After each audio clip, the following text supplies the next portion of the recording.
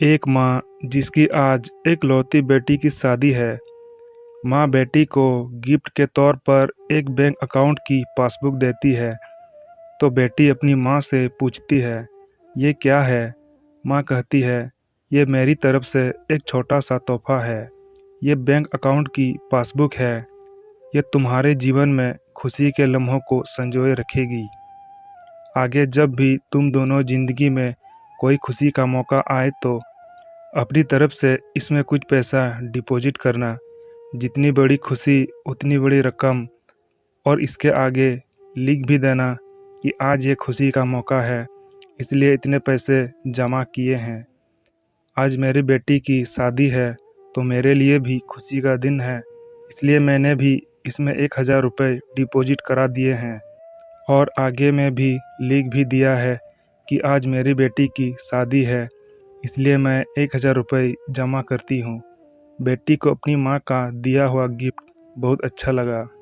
बेटी ने घर जाने के बाद जब ये बात अपनी पति से कहा तो पति को भी यह चीज़ बहुत अच्छी लगी और कहने लगा, ये तो बहुत अच्छा तरीका है अपने जीवन के खुशी के लम्हों को फिर से याद करने का। दोनों अब इंतज़ार ही कर रहे थे कि कब इसमें अगला डिपॉजिट हो। दोनों नए नए बहाने ढूंढते रहते पैसे जमा करने के। कभी कि आज हम बाहर खाना खाने इसलिए 300 रुपये, आज पहली बार शॉपिंग करने गए इसलिए 500 रुपये, आज हस्बैंड का जन्मदिन है इसलिए 800 रुपये, आज फिर वाइफ का जन्मदिन है इसलिए 800 रुपये। ऐसे करते करते इसमें इंटरेस्ट भी बढ़ती गई और अमाउंट भी उसमें काफ़ी पैसा इकट्ठा हो गए थे। शादी को कई साल बीत जाने के बाद दोनों में कुछ दूरियां बढ़ने लगी। दोनों में छोटी मोटी नोक झोंक होनी शुरू हो गई। फिर कुछ दिनों के बाद झगड़े होने लगे। दोनों ने बात करना छोड़ दिया और एक दूसरे से खुश नहीं रहते थे। माँ को अपनी बेटी से मुलाकात किए हुए काफ़ी दिन हो चुके थे। तो एक दिन माँ अपनी बेटी से मिलने के लिए बेटी के घर गई तो बेटी कहने लगी कि माँ, मैं अब इस शादी में आगे अपना जीवन नहीं गुजार सकती। पता नहीं मैंने इतने दिन इसके साथ कैसे गुजारा। अब मैं इस आदमी से डिवोर्स चाहती हूँ।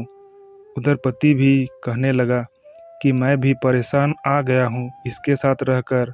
मैं भी जीना नहीं चाहता तुम्हारे साथ। मुझे भी डिवोर्स चाहिए। माँ ने कहा, ठीक है, तुम दोनों अलग हो जाना, लेकिन याद है मैंने तुम्हारी शादी के दिन तोहफे में एक पासबुक दी थी। बेटी पासबुक निकाल कर लाई तो उसमें देखा कि उसमें बहुत पैसे जमा हैं। माँ ने कहा, जब शादी इतनी ही बुरी थी तो पहले अपनी शादी से जुड़ी कोई याद भी अपने पास नहीं रखनी चाहिए। पहले इसमें जमा रकम को खर्च करना होगा, फिर तुम डिवोर्स ले सकते हो। दोनों ने कहा, ठीक है। और अगले ही दिन बेटी पासबुक लेकर बैंक जाती है पैसे निकालने के लिए। बैंक में पैसे निकालने वालों की लाइन लगी थी तो बेटी भी लाइन में खड़ी हो गई। अब खड़े हुए काफ़ी देर हो गई थी। बेटी ने खड़े खड़े पासबुक खोली और देखने लगी इसमें कब कब पैसे जमा किए थे। बेटी देखते ही देखते उसे पता नहीं चला कि कब उसकी आंखें भर आई अपने बीते लम्हों को याद करके, जो उसने उसी पति के साथ बिताए थे जिससे वो आज डिवोर्स देने चली थी।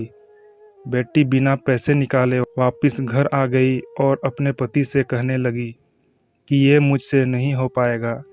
ऐसा करो कि तुम ही जाकर इसमें जमा सारा पैसा खर्च कर दो। पति ने कहा, ठीक है। और पति बैंक गया, लाइन में खड़ा हो गया। उसकी नज़र भी पासबुक पर पड़ी और उन सारे खुशी के लम्हों पर पड़ी जो उसने अपनी पत्नी से साथ बिताए थे, जिसे वो आज तलाक देना चाहता है। अपने जीवन के सबसे हसीन लम्हों को याद करके पति की भी आंख भर आई और वो भी लाइन से निकल गया।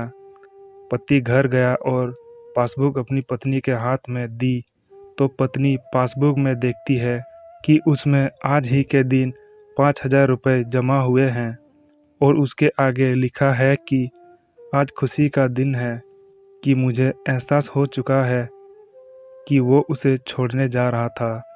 जिसे वो सबसे ज़्यादा प्यार करता है।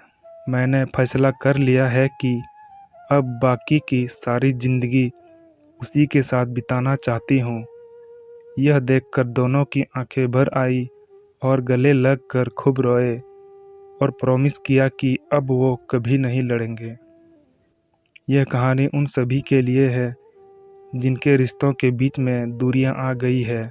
वो पहले आपस में बहुत प्यार करते थे, लेकिन अब वो एक दूसरे के साथ रहना भी पसंद नहीं करते हैं। अगर आपके रिश्ते में भी थोड़ी बहुत दरारें आ गई है, तो उन दरारों के भरने के लिए उन खुशी के लम्हों को याद करिए जो आपने एक दूसरे के साथ बिताए हैं। ये खुशी के पल आप दोनों में नई फीलिंग भर देंगे और आप दोनों के रिश्ते में नई जान आ जाएगी। इसलिए किसी भी रिश्ते को मजबूत बनाने के लिए अच्छे लम्हों को याद करना चाहिए, बुरे लम्हों को नहीं। दोस्तों, आपको ये छोटी सी स्टोरी कैसी लगी? अगर अच्छी लगी तो वीडियो को लाइक एंड चैनल को सब्सक्राइब कर दीजिए।